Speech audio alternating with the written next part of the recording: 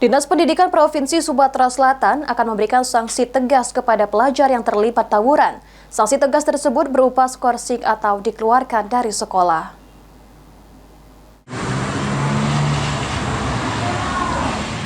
Maraknya aksi tawuran di kalangan remaja belakangan ini menjadi sorotan berbagai pihak di Palembang. Lantaran aksi yang dilakukan sekelompok remaja atau pelajar ini tidak hanya mengancam keselamatan para pelaku, tetapi juga menciptakan keresahan di tengah masyarakat.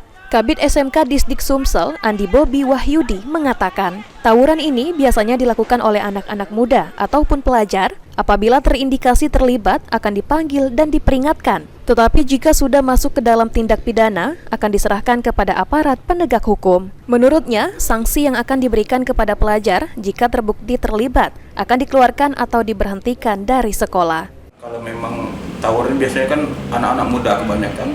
Kalau memang nanti terindikasi mereka itu dari SMK atau SMA, khususnya SMK, mungkin kita akan berikan peringatan atau dipanggil. Tapi kalau memang ada pidananya, mungkin kita akan proses, kita akan selesaikan kepada aparat hukum. Baik, berarti mungkin misalnya terindikasi dari siswa salah satu sekolah akan dipanggil, Pak ya? Betul ya.